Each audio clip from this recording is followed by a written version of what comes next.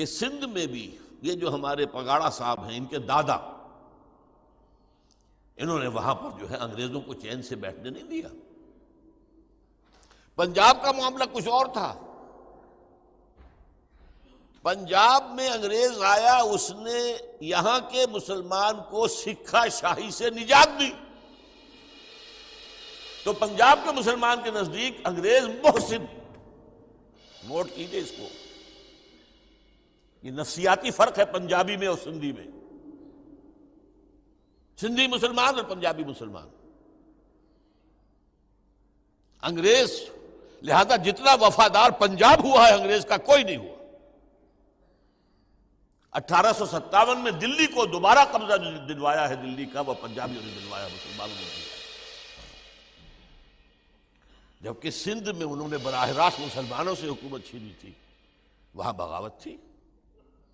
اسی لیے انگریز نے مشہور کر دیا سندھی نان مارشل ریس ہے، انہیں فوج میں نہیں آنے دیا، فوج میں آئیں گے یہ اپنے ساتھ بغاوت کے جراثیم لائیں گے۔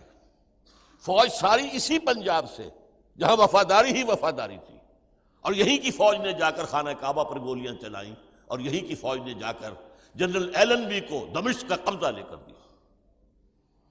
یہ تاریخی پس منظر ذہن میں رکھیے۔ بہرحال ایک طرف تو شکل یہ جاری تھی، دوسرا معاملہ اور ہوا۔ ہندوستان میں چونکہ اپنی تہذیب اور اپنی ثقافت سے بہت دور آ چکا تھا، 1000 سال تک مسلمانوں کے زیر حکومت رہا، تو اس کے کچھ اثرات ہونے تھے کہ نہیں ہونے تھے؟ ہم پر انگریز 100 برس 150 200 برس حکومت کر کے گیا ہے، تو اس کی تہذیب ہمارے اندر سرایت کر گئی کہ نہیں؟ چنانچہ آپ کے علم میں ہوگا کہ ہندو بھی فارسی پڑھتے تھے، کیونکہ سرکاری ملازمت کرنی ہے تو فارسی پڑھو گے، مسلمانوں کی حکومت ہے، سرکاری زبان جو ہے وہ تو فارسی ہے، فارسی پڑھتے تھے۔ لہذا جب انگریز نے ایک کلچرل ریولوشن شروع کیا یہاں، ثقافتی انقلاب، وہ کیا تھا؟ ان ہندوستانیوں کو انگریزی پڑھاؤ، انگریزی خیالات پڑھاؤ، انگریزی نظریات پڑھاؤ، انہیں انگریز بنا لو۔ یہ لارڈ میکالے کا قول ہے، جس نے کہ نظام تعلیم بنایا تھا۔ ہم وہ تعلیم کا نظام چاہتے ہیں کہ ہندوستان کے لوگ چمڑی کی رنگت کے سوا ہر اعتبار سے یورپین ہو جائے۔ چمڑی کی رنگت تو ہم نہیں بدل سکتے، جو کالی ہے، سانولی ہے، جو ہے وہی رہے گی، لیکن یہ کہ سوچ میں، فکر میں، اقدار میں، خیالات میں، نظریات میں، رہن سہن میں، وضاقتہ میں، نشست و برخاست میں یورپین بنا لو۔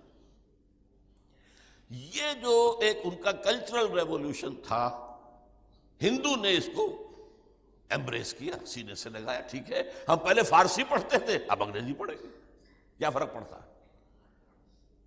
لیکن مسلمانوں میں ایک تقسیم ہو گئی زبردست، علماء کا ایک بڑا مؤثر طبقہ کھڑا ہو گیا، انگریزی نہیں پڑھیں گے، نان کوآپریشن، ترک موالات، نہ انگریزی پڑھیں گے، نہ انگریزی تہذیب اختیار کریں گے، نہ کرسی میز پر بیٹھ کر کھانا کھائیں گے، نہ چمچے اور کانٹے استعمال کریں گے، انگریز سے متعلق کوئی شے ہم قبول نہیں کریں گے۔ لہذا ہم تو اپنے کونوں خدروں میں بیٹھ کر دارالعلوم دیوبند قائم کر لیا گیا، قال اللہ قال الرسول کے اندر رہیں گے، اپنے ان روایات کو زندہ رکھیں گے، انہیں سینے سے لگائے رکھیں گے، نہ انگریزی تعلیم حاصل کریں گے اور نہ انگریزی علوم حاصل کریں گے۔ اب سائنس بھی جو آ رہی تھی تو انگریزی میں پڑھائی جا رہی تھی نا، انگریزی پڑھو گے تو سائنس پڑھو گے۔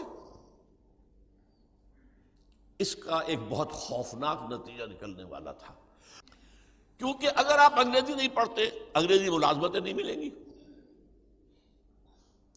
انگریزی نہیں پڑھتے، سائنس نہیں پڑھیں گے تو دنیا میں بہت بیکورڈ رہ جائیں گے۔ چنانچہ ایک انگریز نے زبردست کتاب لکھی، اور انڈین مسلمانز، W ہنٹر، اور اس میں مرثیہ کہا کہ اگر یہی صورتحال جاری رہی تو مسلمان یا تو منڈیوں میں پلے دار رہ جائے گا، یا وہ قصائی رہ جائے گا، یا ہمارے دفتروں تک رسائی ہوئی تو بس دفتری کی حد تک، چپڑاسی اور دفتری، اللہ اللہ خیر صلی اللہ، باقی یہ عظیم قوم جو ہے یہ بالکل ختم ہو کر پیچھے نکل جائے۔